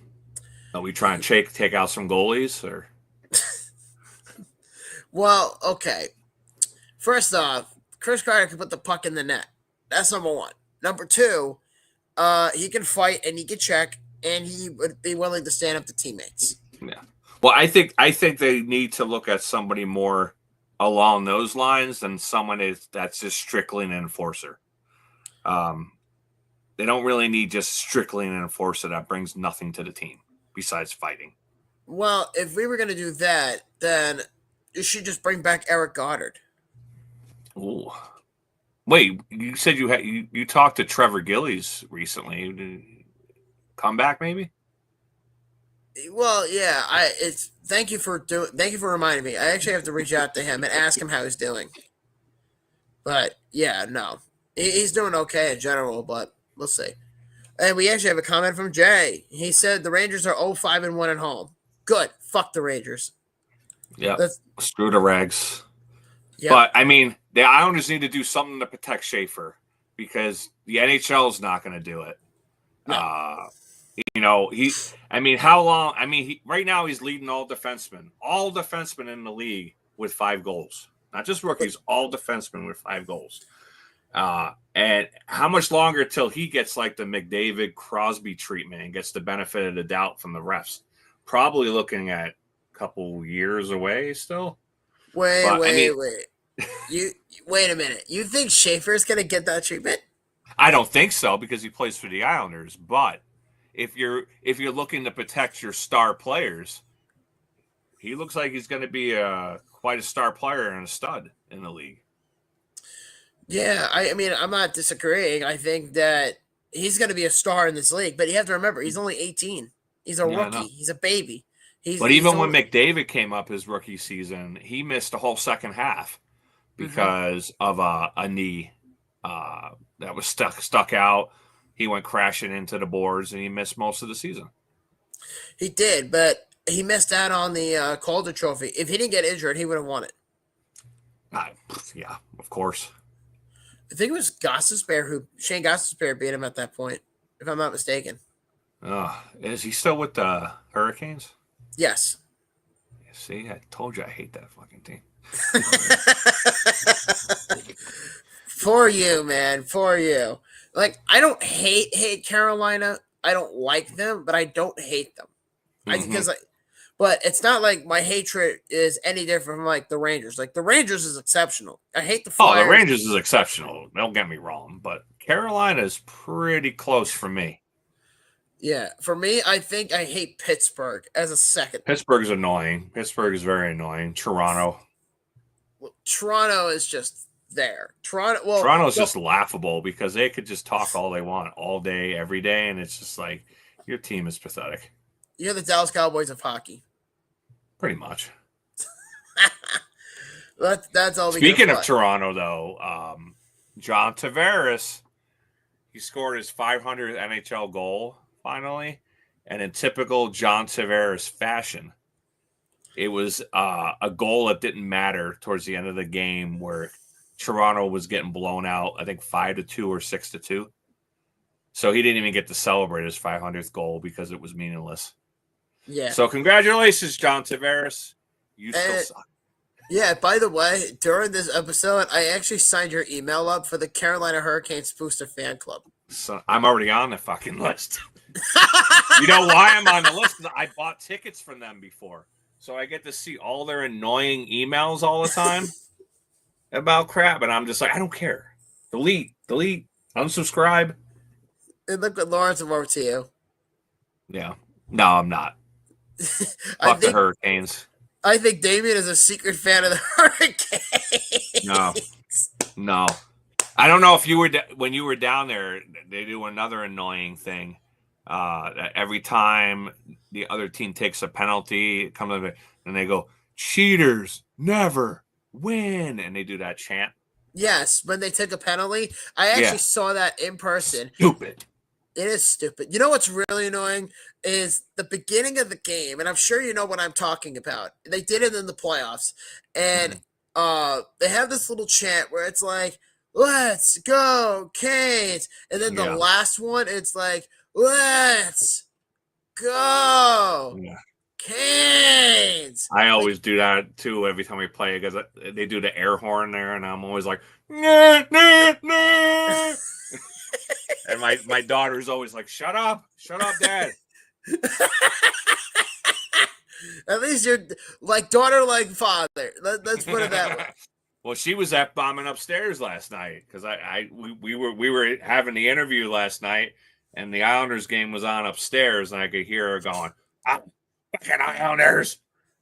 And I'm like, "Oh, must be a great game." Your daughter must be really proud. I'm sure you're proud of your daughter for saying, "Honey, I'm sorry I made you an Islander fan." It is fucking horrible. God, I feel so bad for her because it's like her dad is an Islander fan, raises her to be an Islander fan, and it's like, shit, what do you do? Yeah. We got another comment from Jay here. Watching the Blackhawks Canucks later should be a good game. Who you guys got? I'd probably take Vancouver. I would probably lean towards Vancouver myself too. I don't know. It's weird because, like, you know, when the Blackhawks drafted Connor Bedard, he was like the toast of the NHL, and I feel like he's gotten surpassed by so many players in the last couple years. I mean, he's still a good player, but he's definitely lost some luster, I think. Yeah. Oh, Damien, I forgot to mention this. And Schaefer won Rookie of the Month in the NHL. Congrats to Matthew Schaefer. So that's one thing we can all give a round of applause to, because that guy's going to be really damn good. But I also believe you have a photograph you want to share with everyone. I do. So let me just pull that up real fast. Just be careful. So this is a brand new menu item that the Islanders just rolled out this week at UBS. So I'm going to put the picture up. So this is new at the New York Islanders games. The cinnamon roll, bacon, egg, and cheese. Oh, and that looks absolutely disgusting. Why do you feel that way? I'm curious. It just looks like something that you would get at the county fair. It's just like a bunch of empty calories. Just because a cinnamon roll is good and a bacon, egg, and cheese is good doesn't mean you need to put it together. Okay, so let me put it this way. Like, I love myself a good breakfast menu. I see where you're coming from, but the whole, it looks disgusting. That's something you would see at like an MLB ballpark. Like if you go to like Camden Yards or something like that. That like, I don't know if this is just me. Maybe this is you as well. Does it feel like an occurrence to you that the NHL is starting to take a page out of Major League Baseball, and every NHL arena has their own signature food item? Yeah, well, like I've been to Camden Yards, and when I was down there, they had crab nachos. They were delicious. I think I got like 3 orders of them. But even during the World Series, the Dodgers, they had a bunch of pictures of like that tomahawk steak that people were passing around. But I think it was like $150 for that tomahawk steak. Holy shit! And it was so overcooked. I'm like, ugh. Like, who wants to eat that shoe leather? Yeah, really. Well, the other thing that I also came to learn is I've been to a bunch of baseball, parks myself, but the one I could certainly say, because we're both New York Mets fans, unfortunately, is the pastrami sandwich at Citi Field. That thing, mwah, absolutely delicious. I'll get it next time I go.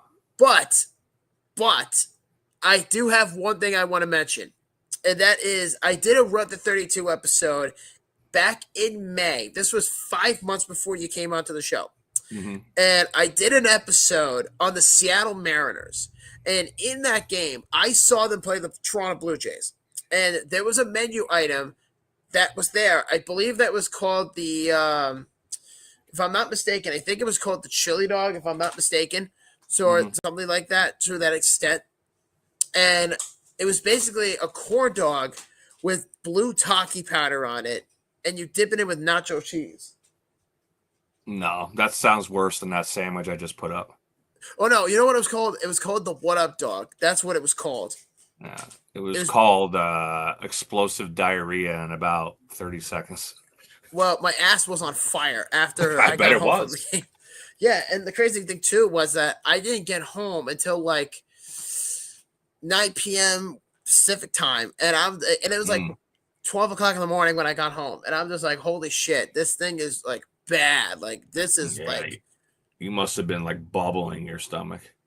oh yeah, no, I was on the toilet for like 10 minutes after the fact that I had to literally like sit through all that. And I'm like, I got the Triton cup, which is beautiful. It's in the shape of a Triton, and I got sweet tea on it with the What Up Dog. That's cool. Just because they have different menu items at places don't mean you got to try them. No, but I mean, unless you're like a big baseball fan, and they do have this thing called the MLB Food Fest, which used to be in the city, and they did it 1 year, and I think since then they've been doing it in Los Angeles, if I'm not mistaken. They do it once a year, I think around April, and you buy the ticket, you go down to where the venue is, and you wait in line, and they give you about 2 hours to go around all of the stadium items and just try their food. And then they have to serve up for the next group of people. I think it's kind of cool, but it doesn't really get brought up anymore. But I remember seeing a video about 7 months ago from Zach Hampel, who I met at Citi Field a couple of years ago. And he was the one that kind of said, this is the MLB Food Fest. This is what they do. People come and go, and they get their shit. So, yeah, I just thought that was something I wanted to bring to your attention. Okay, let's see. Jay says, I'll just walk to Wendy's across the stadium. Which one? Yeah. You could probably make that same sandwich. Yep. And then he also says the NHL needs to expand to new markets besides the southern and western cities. Yeah, where? That's the question. Montana. Could you imagine? We got to go to, what was it, Saskatchewan, was it the Canadian Iowa? Yeah, something like that. Middle of nowhere. Bumfuck Saskatchewan. Saskatoon, if you mind you. There you go. I think that was a story. I think I ran over my course with rants about the Islanders, so I think it's time to move on to the Sabres. Yes, the Sabres. The goddamn Sabres. What do I have to say about the Sabres? Honestly, nothing. Well, it was weird because I told you, like last week, I was at the Tuesday game where they started their streak of either losing in overtime or the shootout. So they ended up losing in the overtime when I was there, last Tuesday. Then they also lost to Boston 4-3 in overtime. Then they also beat the Capitals 4-3 in the shootout. And then last night, my son was at that game with Ed, and they lost to Utah 2-1 again in overtime. So they've gotten every game in the last week and a half, at least to overtime, but they can't seem to close out most of the games. No, I agree to an extent, but you know what? Like I said, the Sabres, they got a lot of problems, and they have to work with what they have. I mean, I think they're getting better. It's surprisingly, they're at 500, which is, I think, a big, ask. You know what I mean? It is. I mean, they had another first NHL goal this week with Noah Osterlund. He scored in last night's game.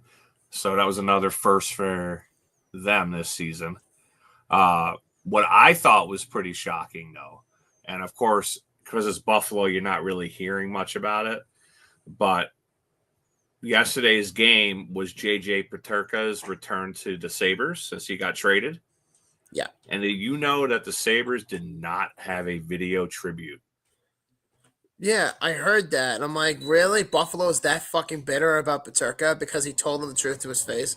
That's what's funny, though, because the whole NHL tells us as Islander fans that we should stop booing Tavares and stop being so bitter about it, even though he lied to our face, and then we ended up losing him for nothing, and we got nothing back in return.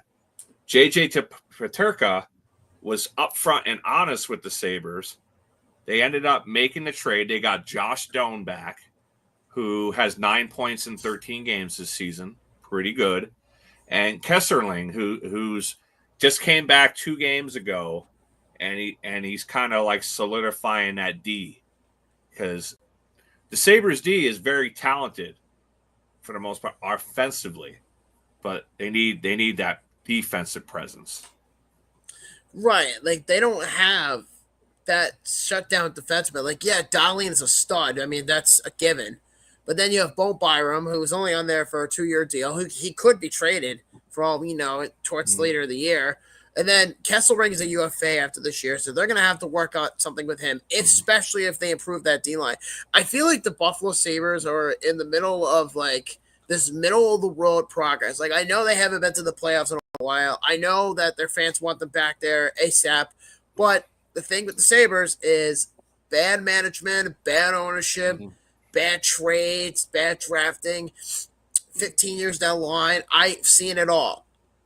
I think a lot of diehard hockey fans have seen it. A lot of Sabres fans that want them to be in the playoffs, but it's out of their control. Well, before we get to the comments here, there is a rumor actually going around online that Shanahan could be interested in taking Kevin Adams' job at Kevin Adams is let go. I was kind of wondering how you would feel about that. I mean, he wasn't very successful in Toronto, but there is a lot less pressure here in Buffalo, even though the playoff drought has now reached 14 years. I still think there's less pressure here in Buffalo. See, okay. My opinion about that, what did you say, Brendan Shanahan? Yep. Okay. So my first initial impression about this is there's a couple of things. Number one, I don't see that happening. I don't see Shanahan being the GM, mainly because the Sabres, if you pay attention to them, as I know a lot of people do, Jarmo Kekalainen became the president of hockey operation, or a senior advisor, in quote, for the GM. And all you could say to yourself is, okay, Adams is going to get fired, and it's inevitable he's going to get fired. But you bring in, Kekalainen and promote him to be the general manager. I would love to see the Sabres bring in Shanahan as the president of hockey operations. Yeah. I think that's what he would want at the minimum, if not both positions. That's kind of hard to do because, for one, you would have to persuade players to come. You would have to make a major amount of moves and adjustments to make that happen for one. And on top of all that, you would have to be the one to tell the players, hey, I love you, come on over. And then a few years later, well, shit, we have to, trade you for so-and-so. I would hate to do that. Be both the president of hockey operations and the GM. I don't know. I think that would be a very bad idea for the Sabres. But if it were just Kekalainen to be the GM and then Shanahan be the POHO, then okay, that could work. Okay. Yeah, sorry, I keep skipping over comments today. I'm on the wrong line all the time, so I had to go back one. But Jay says, believe it or not, but Schaefer's play reminds me of Doherty. Do you guys think they are similar in comparison? Dory? What'd I say? You said Dory from Finding Dory. I thought I said Doherty. Yeah, you did. It's Dowdy. Oh, Dowdy. You said Dory. I'm losing my mind tonight, dude. This isn't Finding Nemo. I think I need new glasses. Yeah, Shannon Doherty. Short-term memory loss. I love Finding Nemo. Anyway, in any cities, hockey is life. Depends on the market.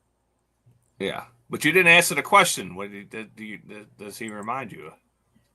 Does he remind me of Dowdy? No. Honestly, he reminds me of Cal McCarr in a sense. Because of his skating ability, how he handles the puck and things like that. But I'm just saying, I could see more comparisons of Cal McCarr than Drew Doughty. But that's just my general opinion. And then Ed Vlasic said, you're going to overtime, and they put the bottom six scoring helps a ton, and maybe the top six can start doing something. That's for the Sabres, by the way. And everyone was booing JJ anytime he stepped onto the ice. For what? For what? Yeah, that's a Buffalo thing. They do that every time a player leaves anyway. Any way they leave, they come back and they just boo them relentlessly. Well, I remember watching the game when Jack Eichel came back after he got traded, and people booed him. Oh, yeah, that did not go very well. And I remember seeing the clip from that game, and Jack Eichel's like, oh, they finally do something after 7 years after I left? Fucking asshole. Yeah, I know. I respect Jack Eichel as a player, but I don't respect him as a person. No. He's too much of a jerk-off. Anyway, Jay said Sabres should be the Blues tonight. Or tomorrow night, sorry.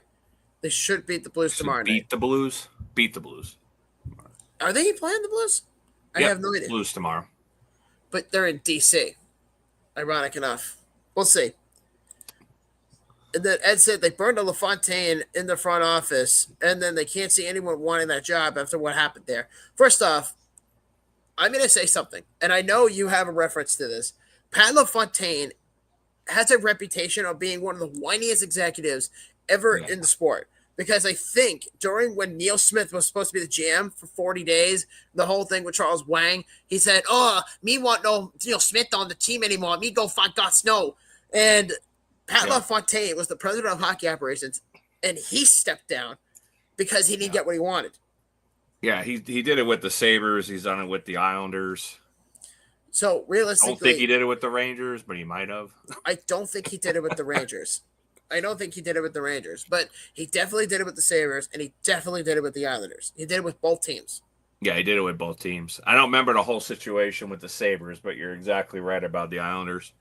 As soon as Wang let go of Neil Smith, he's like, I'm out of here too. Yeah, no, Pat LaFontaine stepped down 3 months after getting the job because him and Tim Murray had a fallout. And the ordeal was at that time, and this sounds really pathetic thinking about it now, is because my friend Tom Wojcik's a Sabres fan, so that's how I get most of that information. He told me that at the time of the fallout, Pat LaFontaine resigned from the Sabres because him and Tim Murray had a disagreement about what to do with Ryan Miller. Tim Murray wanted to trade Ryan Miller, and he rightfully did. And they got a pretty big package for him. And Pat LaFontaine thought, because he was a penny UFA, he said, we want to keep him here. We got to keep Ryan Miller. He's a franchise player. And you have to build around him. But the thing was, Ryan Miller, because I remember watching him play when he was at the Sabres, I loved Ryan Miller. He's one of my favorite players at the NHL at that time. And so it was hard not to like the guy. But in either way. So yeah, I got to meet him like 2 years ago. Yeah, I met him when he was with the Canucks, but that was about it. But it's a weird progress. But in general, though, the whole argument was that what to do with Ryan Miller, and they end up trading him, and that's when Pat LaFontaine stepped down. But he stepped down before the deal. You know, that's a pretty, crappy fallout, if you ask me. It's kind of pity because Pat LaFontaine's got a pretty bruised ego. Same with Patrick Waugh. Mm-hmm.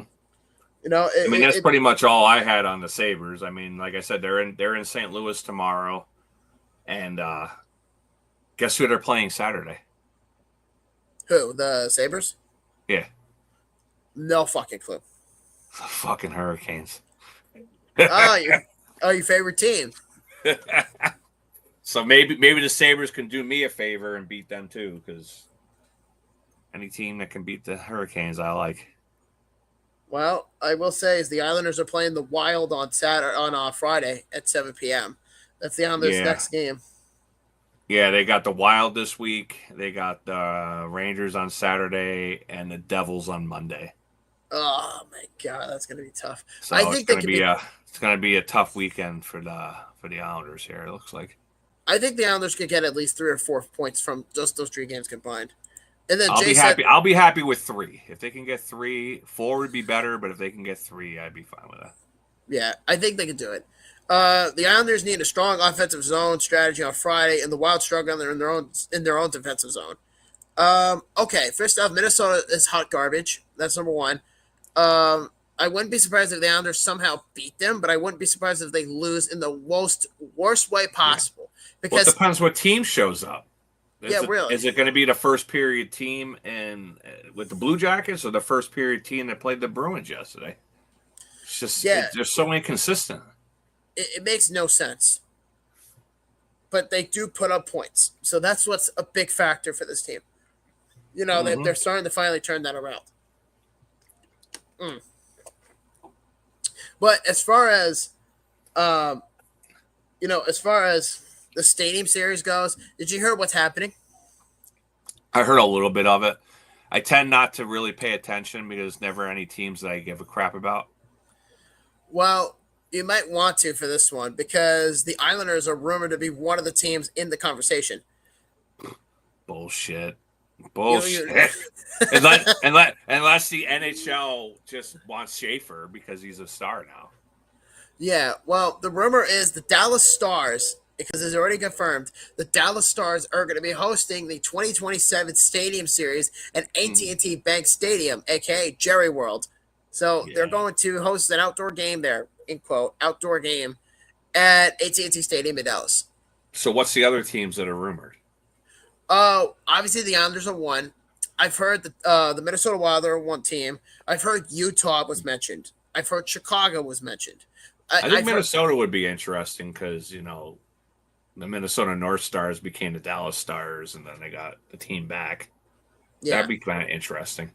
Surprised Chicago's not in the mix.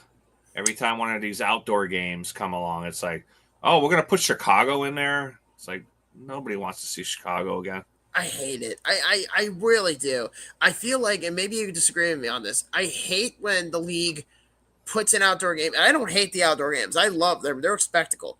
But the issue that I have with it is every other 3 or 4 years, and this is when they were good, by the way, when the Blackhawks were consistently in this event, whether it was a Stadium Series game or a Winter Classic, the Chicago Blackhawks were always in this category. And if I'm not mistaken, they've been in like 7 or 8 of them. A lot. Yeah. Like, there's other teams in the league use them. Like, the Islanders had a Stadium Series game a few years ago, but not a Winter Classic game. But let me ask you a question. Do you think the Islanders will ever get a Winter Classic? A Winter Classic around the New York City area? Just in general. Like, do you think they could ever host one at, like, Citi Field or something like that? Well, I remember when these were first announced, and the first one that ever happened was here in Buffalo against the Penguins. When Sidney Crosby got the overtime winner, of course. Yeah. But I mean, that was a spectacle. It was great.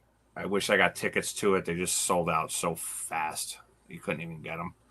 But the natural progression, I thought, was Oh my God, it's going to be Islanders Rangers at Yankee Stadium. And yes, they had a Stadium Series game there, but they've never done a Winter Classic. Well, okay, because the reason I asked this question is because I see a lot of people talk about the Winter Classic because it's supposedly like the big event every year. Like this year, the Rangers are playing the Panthers on January 2nd in Miami, which makes no fucking sense. But if you look at like Pittsburgh, Buffalo, those are good markets. And by the way, I have a little story. Just because I always wanted to go to an outdoor game, I went to the Ranger Sabres game at Citi Field about 7-8 years ago because I've never been to an outdoor game. And I told my wife, I don't care who plays in an outdoor game, whether it's the Rangers or whatnot. I want to see an outdoor game. And I want, because I hate the Rangers, I wore a Sabres jersey in support of the Sabres to support them and hoping to beat the Rangers. That's how I looked at it.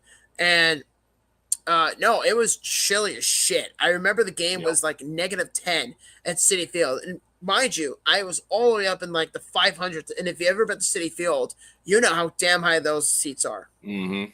So, yeah, no, that was quite the experience, at least for me. But no, and recently, almost 2 years ago, I went to the Stadium Series at Bud Light Stadium a couple of years ago, Devils and Flyers, and that was a hell of an experience because I think that was the first time I ever went to MetLife Stadium with an outdoor NHL game. And the fact that I got to do that over the Rangers Islanders says more about my schedule than about anything else. So I was fortunate to at least do one other outdoor game in my life. Yeah. Well, I would love to see the Islanders get a chance to do the Winter Classic, but I would like to have them have a chance to do the Winter Classic and not include the Rangers. I feel like the Rangers have to be included all the time. Well, New York is a big market for the Rangers, so obviously it's going to be a huge factor. Mm-hmm. You know what?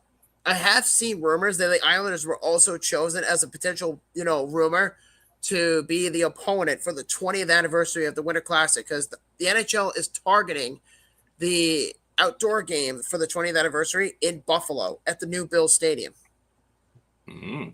That'd be interesting. So, you know what though? I would love to see that, but I think it's going to be the Sabres and Penguins again. I have this feeling in my gut. Probably. Because it's the 20th anniversary of the event, so it'll be Sabres, Penguins, and McKenna is going to score the overtime winner for the Penguins. You think McKenna's going to be on the Penguins? Oh my God, kill me! Fucking kill me, man! But yeah, no. So we're almost done with the show for the night, and we have one more topic to go through, and that is baseball. So. It's over. It's over. Yeah. Blue Jays were so damn close. So damn close. Yeah. They had their chances. They just couldn't close it. I did say the Jays at 6, and I was so close to being right. I was so close. Yeah, I had the Jays in 7, and they should have done it. Bo Bichette gets the 3-run home run, puts them up 3-0 in that game. The Dodgers claw back. Blue Jays take the lead again. They got one out in the 9th and then give up a home run again. And it's like ties the game. But then it goes to the bottom of the 9th. And then all hell just breaks loose. I don't know what happened. Like the guy running off at third didn't take an extra lead. He would have easily beat it home and said he's out by like a cleat. Something like that. Yeah, and then the next play, the guy rockets it out to the outfield, and the two outfielders run into each other, but miraculously catch the ball. And I'm like, oh my God. I'm like, the Dodgers are just so blessed, and they don't need any blessings. No, they don't. Get everything else to break their way. They don't need any more luck. No, they don't. And I will say the Dodgers are now the first team since the 3-peat from the New York Yankees in the early 2000s to win back-to-back World Series championships. So that's and a we got to stop them. We got to stop them because the Islanders were the last dynasty in sports, 3 in a row. Yep. And then Jay said the greatest World Series I've seen regardless. I agree. That was a very good series. I thought Toronto was going to win that instantly. I thought they had a fighting chance, but then I remember, oh yeah, it's the Jays. So they find a way of fucking it up. Normal. Yeah. But then game 6 that you said it might when the ball gets stuck in the wall. Oh I'm like, that was just ridiculous. Yeah, that's what I'm talking about. They were just so blessed throughout the entire series.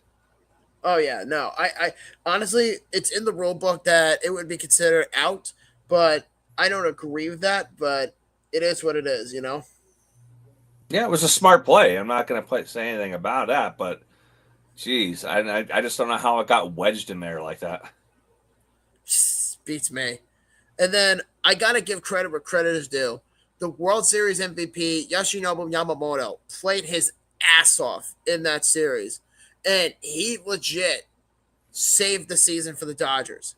Oh yeah, and won the season in the World Series in Game 7, and he came up huge when needed. But Will Smith, though, was the unlikely hero for the Dodgers, and he scored the game-winning home run thanks to Shane Bieber's incompetent pitch, which I think was supposed to be a slider, and boom, out in the. Well, that's what's crazy about baseball, because if you go back to the play that was at home in the bottom of the ninth, when the throw came home, Will Smith was the catcher, and he literally lifted his foot off home plate for like a second to catch the ball, and then put it down just in time to get the runner out at home. Now, if he fucked that play up, he would have been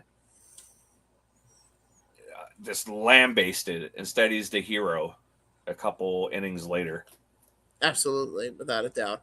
But, you know, congratulations, unfortunately, to the Los Angeles Dodgers for winning another World Series. But before we... Yeah, I know. It's terrible. But with that being said, you know, we're just at the halfway point of of tonight's show. I want to thank you guys for joining us tonight. It has been an honor to have you all. And I gotta tell you, man, you know, we're definitely growing. We're getting, you know, views and whatnot. I'm hoping we're not at the halfway point. I think we're almost done. Yeah, that's what I meant to say. Okay, I'm like, holy cow, we've been going 2 hours. We got 2 more hours. I got nothing left to talk about. You know what I meant. I meant to say we're just about done. So that's my wording, my mistake on that one. Yeah. So well, just like Doherty with me. So. Well, you said Dory, okay? Drew Doughty I said and Dory. Dory. Finding Dory. But yeah, no. So if you had time throughout the evening, which I'm sure a lot of you did, we're going to finally announce who is going to be the guest for next week's episode of I-86 After Dark. And you guys had about an hour to guess who it was. So here were your last chances to do it. So your guest number 1 was, he won the Foster Hewitt Award in 1990 as the best broadcaster in hockey. And he was the OG play-by-play for the LA Kings in the 60s, early 70s, and then spent 5 decades with the New York Islanders. Do you have any guesses who it is? I think we already had one somewhere. I was trying to find it. I don't know where it went. Yeah. Well, I think you guys deserve to finally know who we're going to have on the show next week. Yeah, I think we know who the answer is. So if you guessed it, you are correct.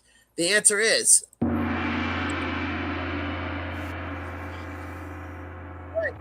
Jake McDonald is going to be on I-86 After Dark next Wednesday. So yeah, well, just like Ed said, we're getting jiggy with it. No. Yeah, someone said John Kenneth. Yeah, John Kenneth. No, Jake McDonald. Good guess. No, Jakes McDonald, that's our guest for next week for I-86 After Dark. And let me tell you, he was an interesting conversation. Yeah, it was my first time doing an interview, so got that out of the way. It was Bobby will tell you, I was very starstruck because I grew up listening to Jigs. He's my favorite hockey announcer of all time. So just getting to interview him was amazing. And he's up there in age now, but you wouldn't even know it. Yeah, no, he's very healthy for his age. I'll say that for certain. But no, Jigs was quite the character too. He's told us a lot of great stories about his career and whatnot. And Damian, my God, you guys will see it next Wednesday. We should see it next week. You're gonna see Damian in the very first question. You're like, "Oh my God, it's Dick McDonald! I love you so much." Duh, he literally he had like a feminine side on him, and it's like, "Oh my God, it's Dick McDonald! Oh my God!" Ah! He was such a fanboy. It was fucking hysterical. But it is what it is, though, man. But yeah, so Jakes McDonald will be on I-86 After Dark next Wednesday. And if you guys want to catch that interview, it will be on Spotify at 9 p.m. Eastern Standard Time, as well as YouTube at 9 p.m. Eastern Standard Time as well. So if you want to check out that interview, click the notifications in our channel, and you guys can check it out from there as well. So Jakes McDonald is going to be on 86. So once again, guys, we just want to thank you guys so much for coming on tonight. It is an absolute pleasure for having you guys hanging out with. Oh, hello.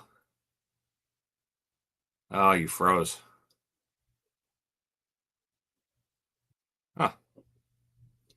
Oh, he froze. Well, maybe he'll come back in like a couple seconds here. But I actually did have some announcements for the Buffalo Islanders group. We're actually going to the Rochester Americans game to see the Bridgeport Islanders on Friday, November 21st. So we're in section 102, rows J and K. We got about 20 seats reserved, and somebody in Rochester took another 9 behind us. So we're going to be rolling about 30 deep. So make sure you reach out to us then. If you would like to go to that game, get tickets for that. And then I'm really excited because I'm going to get to see my podcast hero on Friday, Adam Carolla. So I'm really excited about that.